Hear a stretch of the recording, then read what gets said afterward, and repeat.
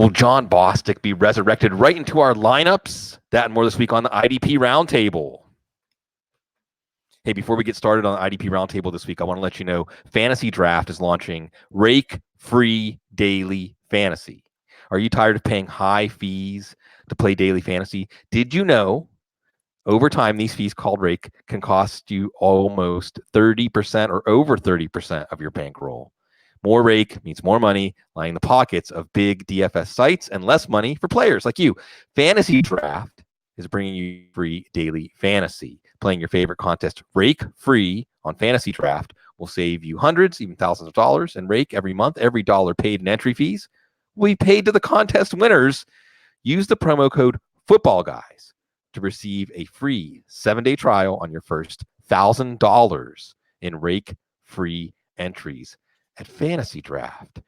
Matt Schauf, Draft Sharks.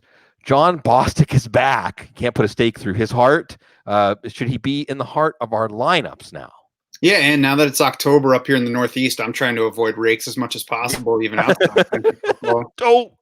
Yeah, so Jon Bostic, Washington, I was thinking about it earlier today. Washington with inside linebackers is kind of like my son with food, where they take a bite and they're like, "Ooh, I really like this," and then they take another bite and they're like, "Actually, I don't really like this." My son tried these sausages at the grocery store the other day. He was like, "Ooh, can we get these?" I bought them. I cooked them. He had one bite, didn't like any of them, so I got a whole pack to use. Now, Washington had Zach Brown at inside linebacker. It had Mason Foster at inside linebacker. It said, "Ooh, we really like Zach Brown. We got to re-sign him." Then they decided they didn't like the flavor anymore, and they booted him. They booted Mason Foster. They brought in Reuben Foster. He got hurt. Now they're stuck with Jon Bostic and a bunch of dudes. It looked like Cole Holcomb might turn into something, and maybe he will. He's a rookie, so I'm certainly not writing off Cole Holcomb. But after he started off with a good tackle game, then Cole Holcomb played more snaps in week 2, but his snaps have dipped the past 2 weeks, 48%, 55%. Meanwhile, Jon Bostic has been level. He's every week so far has been between 80% and 100% playing time, was 91% this past week. He's got 9 tackles, 11 tackles in his past 2 games. He's not that good. I mean, we know that at this point. That's why he's played for 5 teams, I believe it is, 4 teams since he entered the league in 2013 as a second-round pick. But he's there. He's in a spot that has given us tackles with a bunch of other not that good guys in Washington. So, yeah, Jon Bostic, especially in tackle-friendly and especially in tackle bonus leagues, should be in lineups more often than not at this point. He's going to be on the field a lot. I was looking for Sean Dion Hamilton or, Reeves Maben, even a passing down back, but it's good old Jon Bostic on another team and on IDP teams. The Guru comes bearing gifts for us this week. A lot of players that we can pick up, a lot of opportunity to take advantage of the waiver wire. Let's stay at linebacker, John. Tell us some linebackers that we might find that will help us. Yeah, there's a lot of situations across the board this week between injuries, guys coming back from suspensions, some futures prospects that we can look at. Kyle Van Noy and Collins both had huge games this week. Van Noy's now played 100% of the snaps 2 consecutive weeks. First week he did it. He didn't really do much in the box scores, but that kind of came around. We finally had an opponent that gave them a little bit. We're actually on the field for more than 35 snaps. So Van Noy blows up in that game. And because he's been so bad the first few weeks, he's on the waiver wire in a lot of leagues. In fact, I think I picked him up in a couple of leagues that we're in this week. So take a look. He's out there. He's definitely going to get the playing time. Power's been hurt. Got a shoulder injury. Practiced on a limited basis this week, but it doesn't look like he's going to play, or at least if he does, he's not going to be 100%. So I think we're going to consistently see Van Noy and Collins get the lion's share of the snaps here and put up some pretty good numbers for us. In Oakland with Vontaze Burfict getting the boot from the league for the entire year. Now, that's a whole nother topic. We could spend some time talking about that situation, but what we're going to focus on is what the effect of that is and how that can help us a little bit. Nicholas Morrow came in and got after Burfict left the game. Finished with 6 tackles and an assist. Not great numbers. He's another one of those guys. He's kind of like Jon Bostic. He's not a great player, but he's a target rich, a lot of opportunity going forward. And unless was it Dakota Allen, or I think that's what the guy's name is, it's listed as their backup at the middle linebacker position, but they didn't put him in. So unless he somehow shows up and takes some of those snaps away, I think Morrow's going to be decent for us. Todd Davis got back on the field last week before this past Sunday. This past Sunday, he finally started putting up some decent numbers. This week, got a really good matchup. I think he's opportunity to. He's definitely going to be on the field every down. He went right back to 100% playing time immediately as soon as they got him back. Definitely a guy that's going to be putting up some decent numbers for us. Not much in the big play columns, but there's going to be need for that guy to make tackles the way that team is going at this point. The Giants' mess at linebacker looks like with the injuries that they've got there, we may have Nate Stupar and David starting when he comes back from injury. Don't know that either one of those guys are going to be particularly worthy of picking up or anything. They probably, neither one of them will be in the lineup for very long. We're just waiting for Alex Ogletree and Tay Davis to get healthy enough to play again. And the one guy that, if you're in one of those leagues where you have to really beat your competition to the punch, you get a real competitive league, you might look at Camus Grugier-Hill for Philadelphia. This was a guy that was penciled in as a 3-down weak side linebacker all the way back to the beginning of training camp. Had a knee issue, sprain, I believe it was. Nothing serious, but he's been out for a while.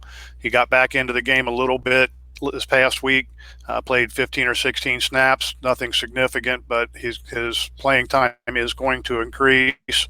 Hang on. It's going to increase going forward. Looks like he's going to eventually take on that 3-down role. So it's somebody that if you need balance of time to do it before he gets in that every down situation and puts up some big numbers. The classic preemptive pickup, always important. And Matt, again, Matt Schauf from Draft Sharks, SCHAUFDS. Worth a follow, at least, for all of the wonderful IDP hits. Some of those hits about players getting back to good health. John mentioned Grugier-Hill, who, again, a lot of people had as the best linebacker on the Eagles as they were watching the team in the offseason and before he got hurt. Some other players getting back into the fold for us this week. As John said, there's opportunity there. Who are some of your favorites getting back on the field? Yeah, Grugier-Hill will be interesting to watch. He played a little bit this first time back, but I don't think that Zach Brown's going to keep him off the field. Other guys who have come back lately, Jabal Sheard just came back this past week for the Colts. He jumped right back in at 51% of the snaps in his first game back, which I thought was particularly noteworthy because he had a knee operation fairly early in summer. It cost him all of preseason, most of training camp, and was still limited in practice last week. So the fact that he came back and played half the game, I think is a good sign for him. And he should turn back into IDP relevant for us here pretty soon. They've got Kansas City this week, so it's not a great spot. But, we'll see beyond that. I'll be watching at least to see – I'm not using him this week, but I'll be watching to see performance, playing time there, to see if it increases. Others, Ezekiel Ansah had his second game back this past weekend.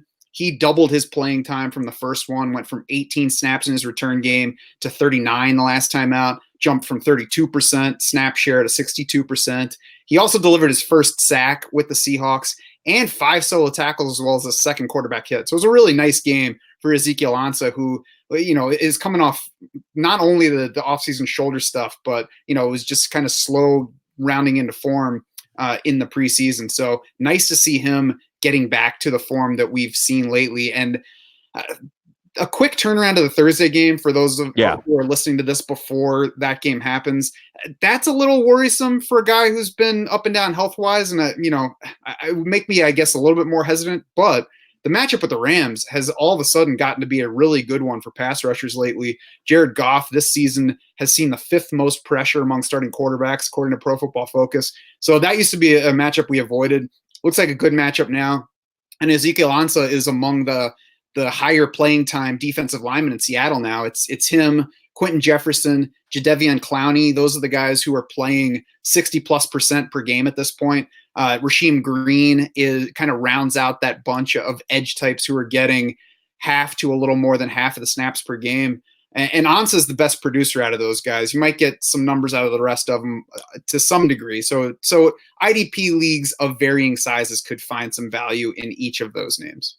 And Ansa's never had a partner, a running mate like Jadeveon Clowney before. And I want to say that Seattle's defense generally gets better as the season goes on. John, I know when you're looking at opportunities to pick up guys on the defensive line, Ansa and Sheard are included, but there's some other names that people need to know emerging that could help us out. Yeah, I think Ansa is definitely somebody that of your pickup list this week. For sure, especially if when you consider they're going to be getting a couple of weeks. They got Jadeveon Clowney. They're all kind of from that defensive scheme, so they're going to get better and more as they get more acquainted. And I think that defense is going to be pretty dangerous going forward. David, the defensive tackle from New Orleans, doesn't put up big flashy numbers. He's not going to get a whole lot of sacks, but the guy has 3 or 4 tackles, which is pretty good production. Interior, very consistent. Logged 6, I believe, this week, which was like 2 snaps fewer than Sheldon.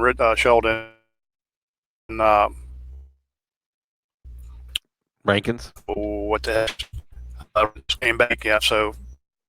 Concerned to see if Onyemata wound up losing some snaps when Rankins came back, but it was not him. It was Malcolm Brown that ended up losing the snaps in that situation. So Onyemata's a guy that for defense acquired leagues is going to be a solid pickup.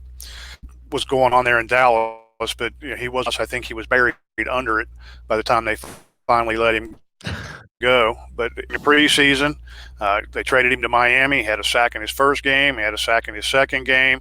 He already displaced Charles Harris as a star. They already let Charles in there. He's going to be a guy that they're going to be a little hitter. That team's going to continue to struggle at times.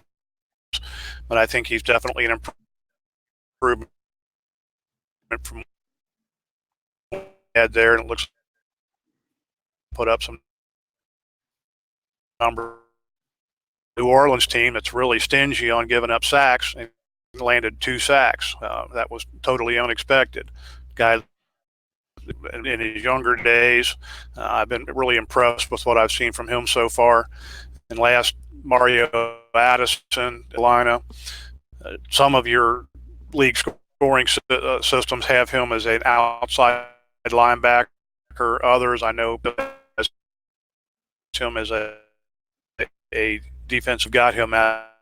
If you can get him as a defense, like the Carolina's really coming around to that new defense as well. They struggled a little bit the first couple of games, but they've played well the last couple of games. Really been big the last 2 weeks. I don't continue putting up multiple every week, but I think what we see. One more, Matt, on the defensive line, and this one's important because as we're watching I don't know, who does New England play this week, like Eastern Washington Barber College or something like that. You're always wanting to get some piece of the carnage in good old team defense leagues. New England, I mean, look it up, folks. New England in some leagues, our scoring system might be a top 20 or 30 score overall, like outscoring players we took in the first and second round of typical fantasy leagues. You can get a piece of that in IDP leagues, but we thought it was Michael Bennett. When the Patriots got Michael Bennett first off, they did it again. But maybe it's not Michael Bennett. Maybe there are some other players to target. Yeah, I mean, the Patriots are always going to frustrate us. So they do it at running back, they do it at wide receiver, they do it on defense at linebacker. So I don't ever want to give the impression that I've figured out the Patriots and this is the guy you can depend on going forward, because we all know that's a mistake. But there are some trends to watch on the New England defensive line, which, as you mentioned, everybody there is making plays right now. So getting a piece of it is never a bad idea. John Simon is the guy who's rising right now. He's gone playing time wise. He's gone 46%, 34%, 58% and then 69% these past 2 weeks. So he's playing starter level snaps for them. He's had 5 total tackles in 2 straight games. He had a tackle for loss in each of those 2 games, 3 quarterback hits over his past 3, 2 sacks in that mix. So John Simon's producing. We've seen him produce some before. He hasn't been a big sack guy. He's been injured a lot, been with the Texans and the Colts before this stop, but he has produced a good run defender, so that will keep him on the field, and he's in the right spot to produce some pass rushing numbers. So I think John Simon's a good pickup where he's available right now. Chase Winovich is moving in the opposite direction. I like Chase Winovich, a rookie. I think he should have been drafted higher. I think he's going to be fun to watch for years, but it doesn't look like it's his time right now. He started the season playing 57%, which I was shocked by. Then that dropped to 42% in week 2, 26, and then 10% the last time out. So, things could change on that. Maybe there was a matchup thing or something, but it seems as though they're taking some snaps away from Winovich for now. I don't think he's really going to be much of a redraft factor the rest of the way. Adam Butler, though, we've talked about on here before, at least a couple weeks ago. He's still in the mix, 60%, 50%, 61% playing time over the past 3 weeks. So I think there are going to be numbers from him at times in a DT required league. He's worth keeping around. And Michael Bennett, you mentioned, had 2 sacks among his past 3 games. So you're thinking, he's still producing, but his playing time, his snap share has dipped every game so far. 55% in week 1, 40%, 38, now 29% the last time out. So I would just drop Michael Bennett. He's never been as good a stat producer as he has been a real life player. And if he's going to be playing that little bit, it's just not worth keeping him around for the sack that he's going to get in the stray game here and there. And then beyond the Patriots, I saw a comment in our chat room here. So let me just say that Robert Quinn versus Bruce Irvin was the question, and Robert Quinn is easily the selection among those 2 guys. Somebody that you should keep on your rosters at this stage. Yeah, I think that when we're watching that Carolina defensive line, Brian Burns is looking good, but Robert Quinn looks reborn. I mean, he looks like prime Robert Quinn right now. Not much prime things going on, John, in the Washington defense, although that actually leads to a lot of opportunity. We let off, Matt did with Jon Bostic. When we go back to the secondary, looking for players with opportunity, John, there's a couple of Washington players we need to look at, and a few other players on some bad defenses, a few okay defenses, they're going to get a lot of opportunity. Yeah, I'm going to start off talking about the situation with the Atlanta safeties. We last week Matt and I had different opinions on who might wind up being the lead guy there that's going to take over for Keanu O'Neal, and comes down to it, the answer is they had nobody that played full time at strong safety. Devontae KZ and Kamal Ishmael basically had 4 or 5 more snaps a day, but neither one played 50% of the snaps. So what they're going to wind up is going to set that position is still undecided.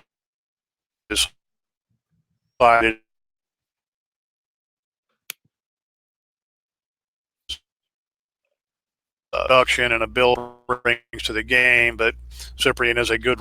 He may end up being the guy that gets in there, him up in the box a lot, and he's a guy on something you don't want to to this, we quality option for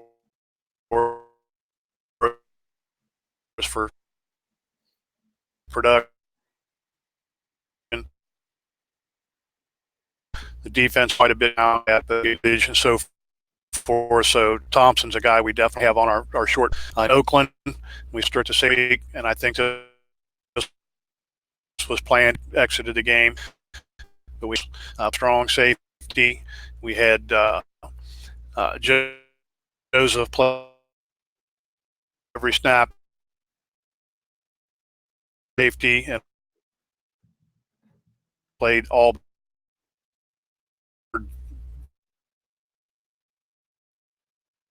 Him in the slot, they all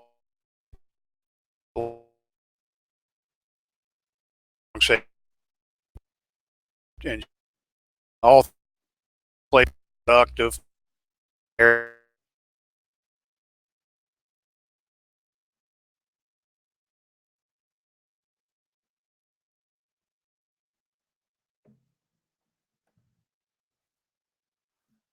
Oh, I think we may have lost John into the void. So now it's just me and you, Matt. And the show must go on. Appreciate everyone's patience out there, and we'll look into the technical difficulties. I think that's the first time the Atlanta secondary ever stopped anybody. Yeah, wow, that's like the IDP joke of all IDP jokes that have been. So while we're waiting to see if John comes back, I do want to get. Oh, you pulled out that one question about Robert Quinn. And what he's done. We'll see if John's gonna be back here. And I'm just seeing what else we have going on here. Some good discussion in the chat room about scoring and lineups. And it does look like we can bring John back into the screen. And hopefully we will have a better connection this time. Welcome back from the void.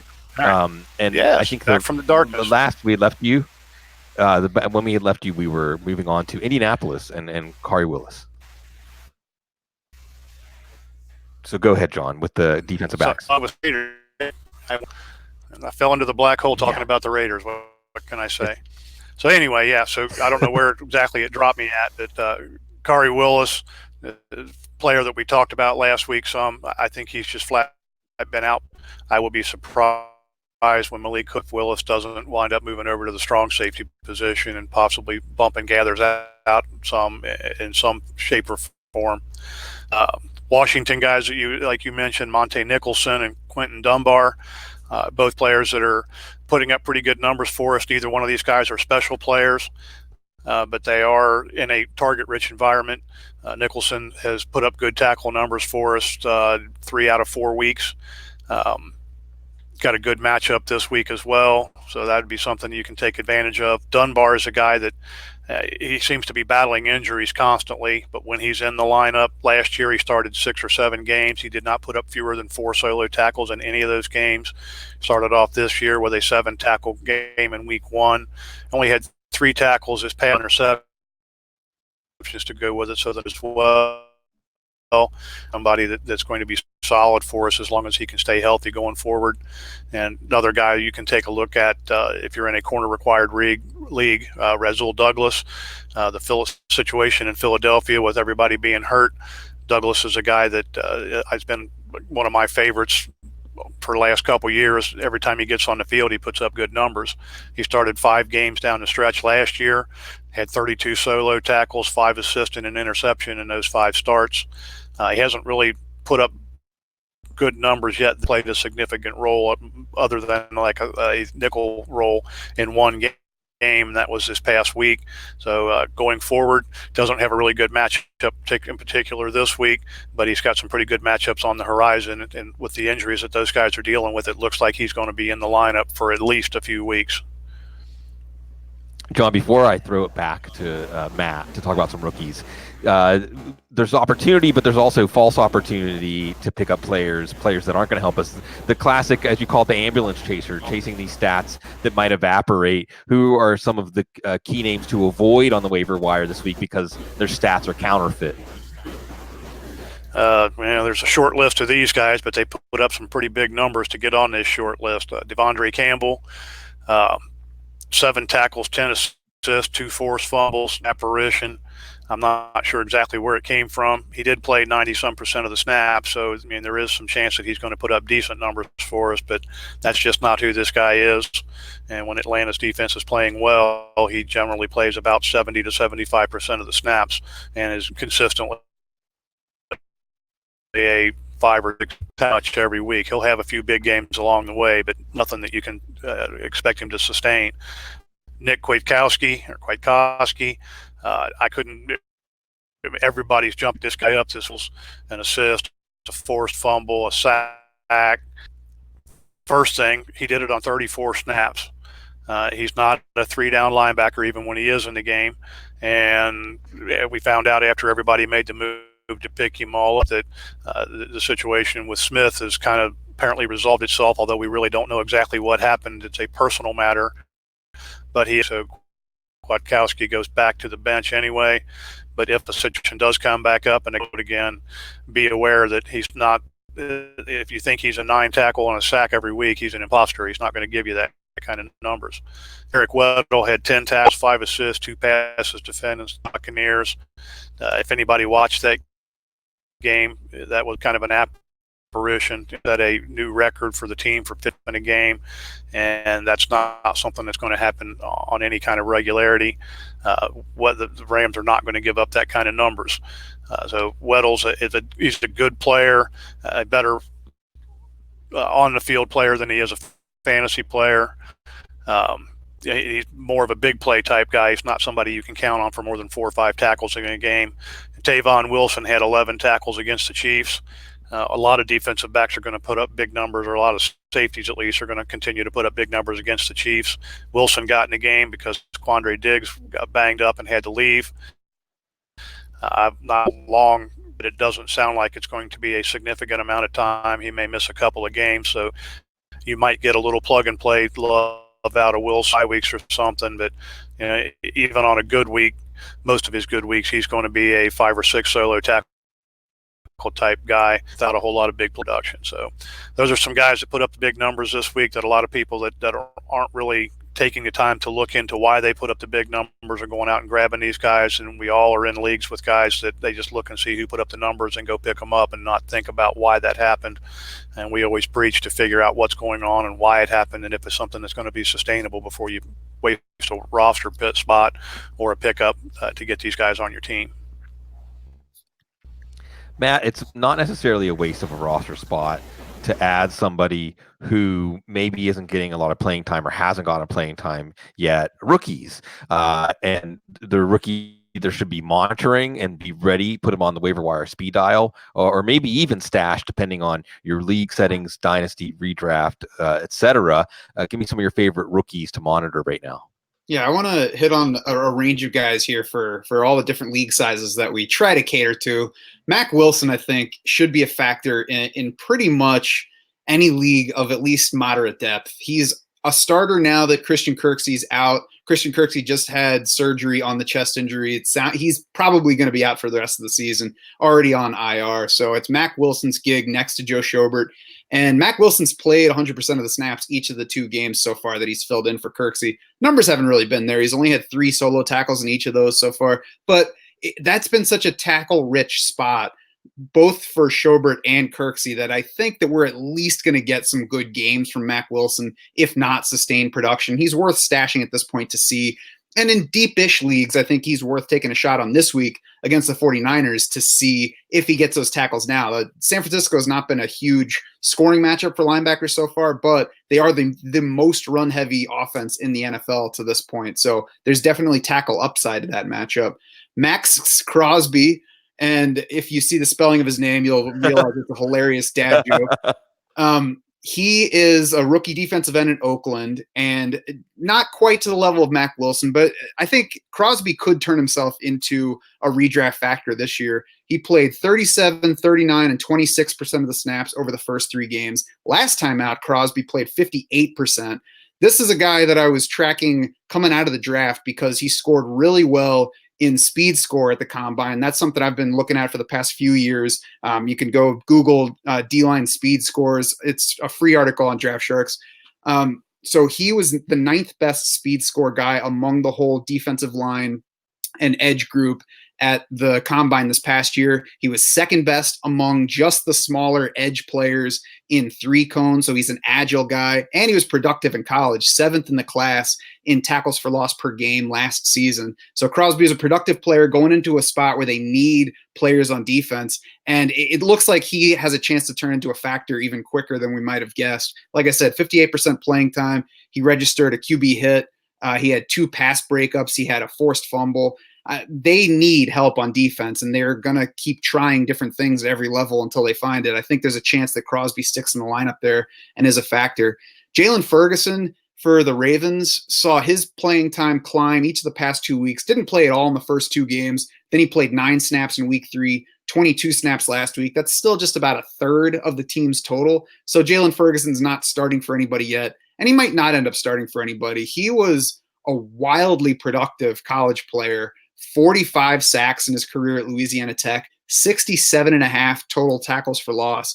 But then he lasted until the third round because he tested extremely poorly in the pre-draft stuff. So, we'll see if he's a guy who just performs better, like outproduces what the athletic numbers say he should do, or if that's going to be a limitation in the NFL.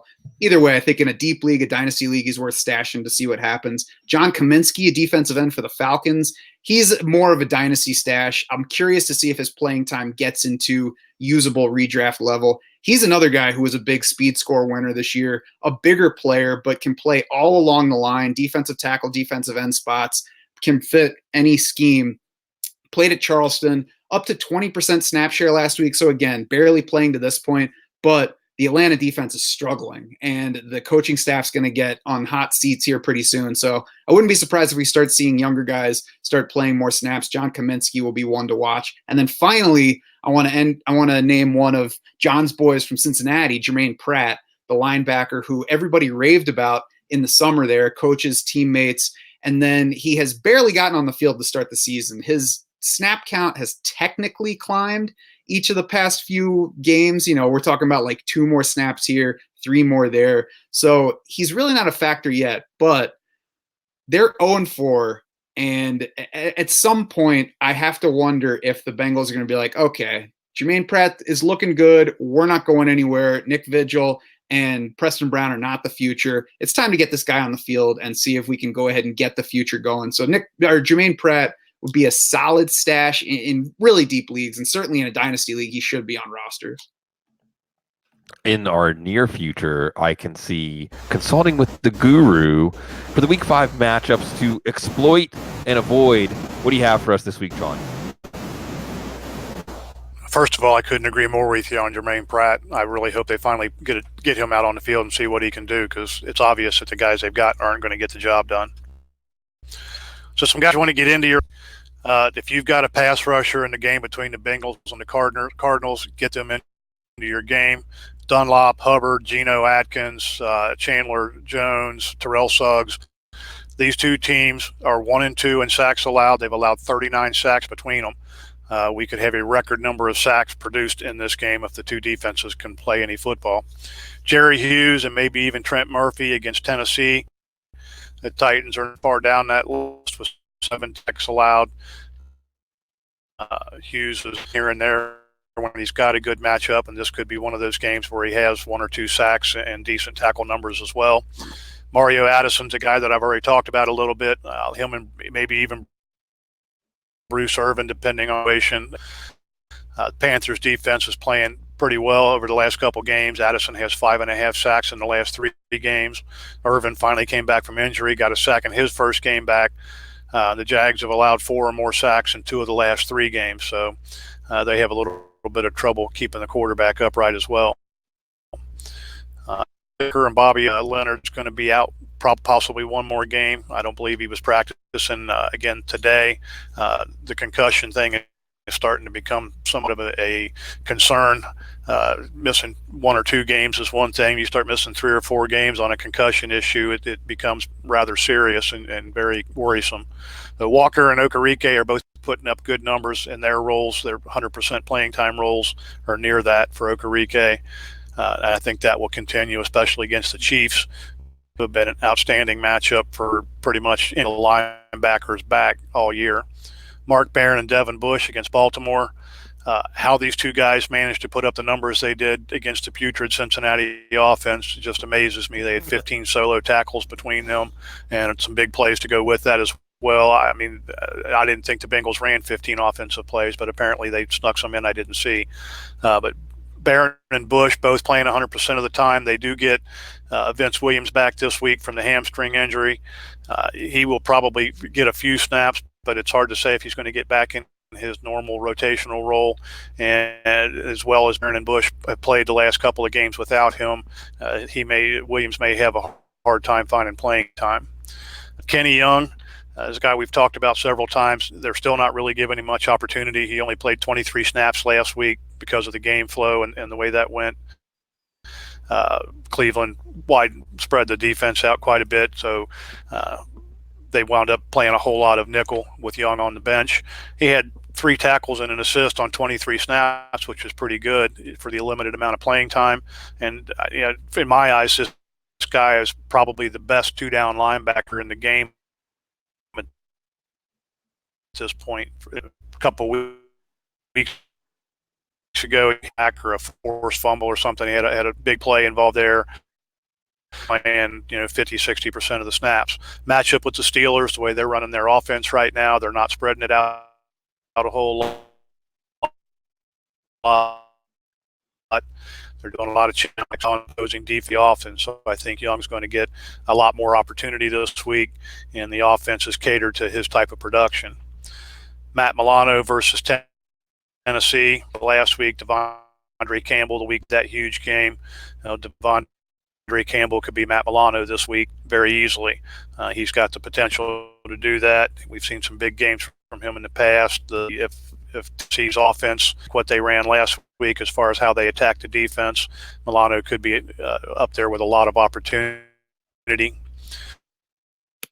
Quincy Wina, Christian McCaffrey. You really don't have to say a heck of a lot more than that. He had 37 touches last week, and anybody that they have played so far, the linebackers have put up big numbers. Quincy Williams is due for that. He's leading the team in tackles now, although it's with only 18 solos through 4 games. But I think he is very possibly their best linebacker, or so far their most productive linebacker, and I like him to have a breakout week up. Todd Davis versus a fresh Melvin Gordon. There could be a lot of opportunity there as well. And KJ Wright, and possibly even Bradley McDougald against the Rams. We saw what happened last week with the Rams. They only ran the ball 10 times, and how often have we seen an NFL overcorrect? So it would not surprise me a bit if we come back and saw them have 35 or 40 rush attempts this week. Drake Kirkpatrick, going on to some defensive backs. Drake Kirkpatrick has 5 solo tackles in every game this season, with an assist in 3 of them, a sack and a turnover in the other one. Up next on the schedule, the Arizona with their spread attack. It's been a stellar matchup for corners. I like Marshawn Lattimore this week against Tampa Bay. He's probably going to get matched up on Evans, which means he'll have a lot of balls thrown his direction. Antone Bethea. Linebacker injuries in New York are going to be devastating for that team if they don't get somebody back. And Bethea is going to have a lot of opportunity there. Gathers and Willis, Kansas City. They're outstanding. Get out of our lineup this week. And you can't really bench Myles Garrett or Larry Ogunjobi if you're in a higher league. But San Francisco is only allowed 2 sacks on the season, an obscure number. But they don't allow many sacks. And Justin Houston against Kansas City, who's only allowed 3 edge rushers against Dallas. Also is doing a great job of backs safe. Rashawn, the majority of Wood out of Evans's pool. So not saying as much as it is a playing time necessarily bench him.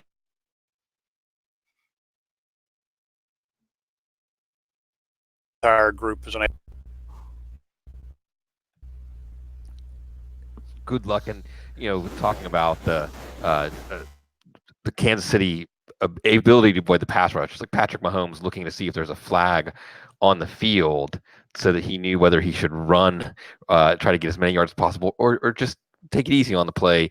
That's you with running your IDP team on the fly, and all the help you can get from Matt Schauf at Draft Sharks, SCHAUFDS, the guru, and all the great IDP team at footballguys.com. We appreciate you for supporting fantasy football, IDP fantasy football. There's a lot here to get, even if you don't play IDP, for your DFS and your lineup setting needs. We appreciate the way that you make us part of your fantasy football life, and we like being part of that. And we want to be part of that because you're always so very classy.